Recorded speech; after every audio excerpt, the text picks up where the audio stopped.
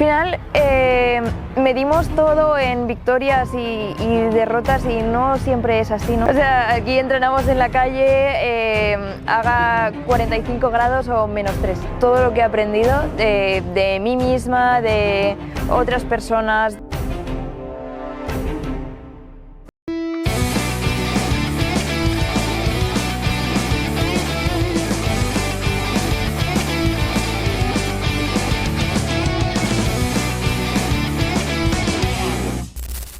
Soy Alba García Falagán, deportista paralímpica. Empecé a practicar atletismo de competición con 14 años y mientras compaginaba todo esto con mis estudios. Y últimamente, pues de hace un par de años hacia acá, sí que he ido consiguiendo pues más logros de cara a un palmarés internacional. Y bueno, todo esto lo he hecho compaginando mis estudios primero en el instituto, ahora en la universidad. Soy fisioterapeuta y estoy estudiando psicología. ¿Cómo surgió tu pasión por el atletismo y también por el salto longitud? Mi pasión por el atletismo surge a raíz de un profesor. La ONCE tiene una serie de profesores que van por los colegios a adaptar el material y este profesor además era profesor de educación física en el Centro de Recursos Educativos de la ONCE y aparte de esto pues él tenía una actividad extraescolar y bueno, me invitó a probar y yo iba un poco pues a pasármelo bien, a conocer más niños y tal, y al final hice unas amistades súper bonitas y me quedé. El deporte que más me gustó siempre fue el atletismo y cuando me tocó especializarme pues decidí irme por este deporte y empecé a entrenar con mi actual entrenador, Juan José Morgado, que ahora que aquí está. Y bueno, y el tema del salto de longitud surge a raíz de que en 2023 yo tuve una pérdida de visión, lo que hizo que yo tuviese que cambiar de categoría a una categoría de ciegos totales. Y esto hizo que me replantease un poco. Yo siempre había estado dedicada a las carreras de velocidad, pero me tuve que replantear un poco pues dónde quería enfocar mi deporte y la longitud parecía muy buena opción. Y luego como has comentado anteriormente, que compaginas con fisioterapia y con psicología. ¿Es fácil compaginar el deporte con tu vida personal? Bueno, de trabajo más bien. Compatibilizar el deporte con tu vida personal, con tu vida académica, no es sencillo.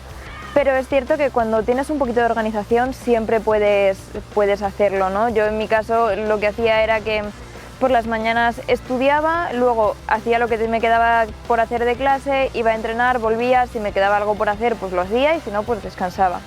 Claro, todo esto pues compaginando con que el fin de semana, aparte de ir a competir y entrenar y tal, pues también quieres tener vida social porque no dejas de ser una persona joven. Y luego en anteriores programas nos han contado los deportistas que tienen difícil acceso a patrocinadores. ¿En vuestro caso es fácil, difícil? Sí, el tema de los patrocinadores para nosotros como deportistas paralímpicos, al final como no tenemos tanta repercusión, nos es un poco más complicado acceder a ellos y nos cuesta mucho más eso, el llegar, tenemos que trabajar muchas más cosas para poder conseguir esto o incluso llegar a logros mucho mayores para conseguir muy poco. Y luego en muchos de los casos también nos han dicho que ellos mismos se costean las competiciones si tienen que viajar o incluso las que son aquí nacionales. ¿En vuestro caso os pasa lo mismo? No, yo afortunadamente las competiciones a nivel nacional nos las costea la federación y cuando vamos a algún mundial y tal pues sí que vamos con el Comité Paralímpico, con la federación, aunque si queremos ir a alguna competición que no está metida dentro del calendario de la federación, tanto nacional como internacional, lógicamente eso sí que nos lo tenemos que costear nosotros. Y luego, ¿cómo es un día de entrenamiento tuyo y cuántas horas le dedicas al día? Un día de entrenamiento conmigo sería, pues depende un poco, ¿no? Hago 1 o 2 días de salto, 2 días de carrera normalmente y otros 2 de gimnasio. Y luego pues bueno, pues hacemos algún complemento por ahí en cuanto a horas, pues quizás yo entreno 5 días a la semana o 6, depende de la semana y solemos echarle como 2 horas, 2 horas y media al día. ¿Cómo es un día de competición? Un día de competición depende, si la competición es internacional depende también de la hora, sueles despertarte bastante temprano. Entonces, pues bueno, haces un poco, preparas la mochila. A mí me gusta hacer esto antes, la verdad, el día de antes, pero bueno, depende de la hora también. Luego pues vas a la pista con mucho tiempo de antelación por si acaso, calientas un poco, pues haces la técnica de carrera o de salto o de lo que toque y luego vas a la cámara de llamadas Y dentro de la cámara de llamadas lo que haces básicamente es pues, mantener el calor y bueno, pues ponerte los dorsales, los parches de los ojos, el antifaz, las zapatillas y tal, y ya te sacan a la pista. Y ahí ya pues depende, haces tu calentamiento específico en pista y comienza la competición. Y luego, ¿qué es lo que más te gusta de competir y lo que menos? Lo que más me gusta de competir, bueno, no lo sé, o sea, en general es una sensación de... Cuando compites con un equipo, pues siempre tienes una sensación de estar perteneciendo a muchas personas y representando el trabajo de mucha gente y eso es súper bonito, ¿no? Pero también por otra parte piensas, pues que todos los ojos están puestos en ti, ¿no? Y eso es un poco más complicado de gestionar siempre. ¿Cómo afrontas una derrota?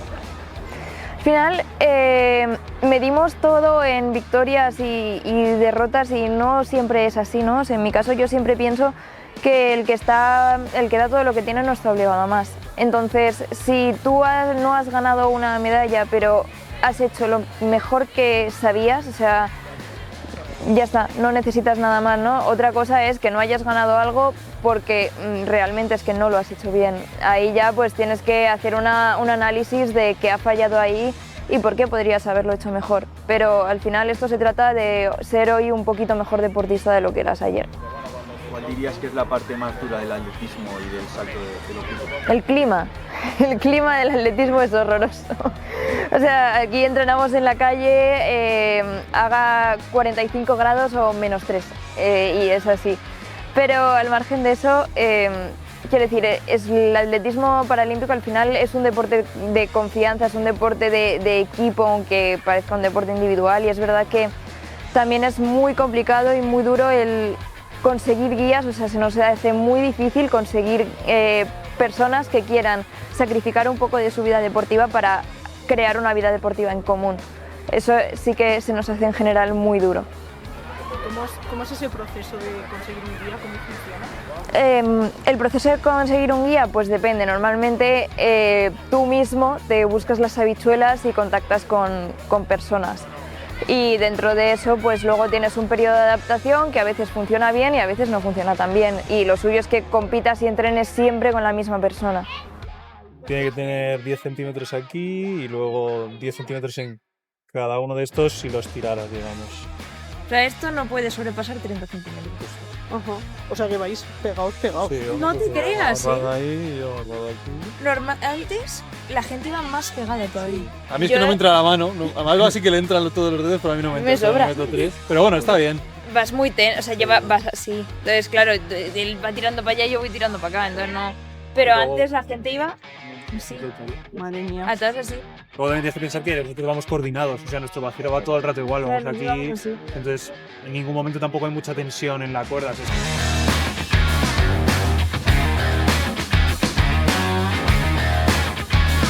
Del guía, para alguien que no conozca el deporte paralímpico, ¿cómo es un guía con la deportista, en este caso con Alba? Bueno, pues al final hay mucho acompañamiento. Bueno, ya veis que Alba está lesionada, hoy no puede correr, pero al final, bueno, si tienes gimnasio tienes que venir, colocar las pesas, ayudar en el calentamiento, etcétera, etcétera. Si puede correr, pues hay días que tenemos salidas de tacos.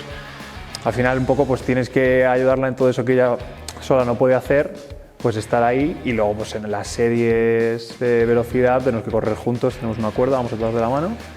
Y nada, y básicamente pues todos los entrenamientos pues estamos juntos, las competiciones pues también, concentraciones igual, al final pues un equipo de dos. Y hablando, o sea, preguntando desde la ignorancia, o sea, cuando ella gana, gana. Sí, de hecho, bueno, el Comité Paralímpico nos considera atletas a los guías, por lo que, bueno, lo que te digo, somos un equipo de dos.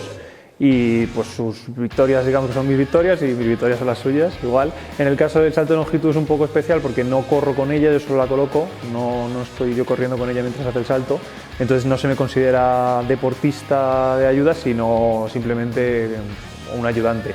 Entonces en ese caso yo no recibo medallas y demás, pero en el 100, por ejemplo, en Nueva Delhi quedamos terceros, pues yo también gané mi medalla y demás, está guay. ¿Se puede cambiar? Imagínate que yo no quiera que tienes necesidad. ¿Puede Alba coger ahí o...? Sí, o sea, bueno, tú al final tienes que escribirte como guía y tú normalmente tienes adjunto tu guía, y supongamos que dentro de 3 semanas es el campeonato del mundo y yo ahora me lesionara, pues con ese margen sí que se podría inscribir a otra persona, lo que pasa es que bueno, al final no habrían entrenado nunca juntos y sería difícil hacer las marcas que se hacen, no por nada, sino porque al final con el entrenamiento pues consigues práctica, ¿no? El tema es ya en la propia competición ya es más difícil, una vez ya estás adentro, ya pues, si te lesionas, pues te lesionas, no queda otra. ¿Qué dirías que es lo mejor que te ha dado este deporte? Lo mejor que me ha dado este deporte es todo lo que he aprendido de mí misma, de otras personas, de otras culturas, de otros países y todas las personas y todas las amistades tan bonitas que me llevo.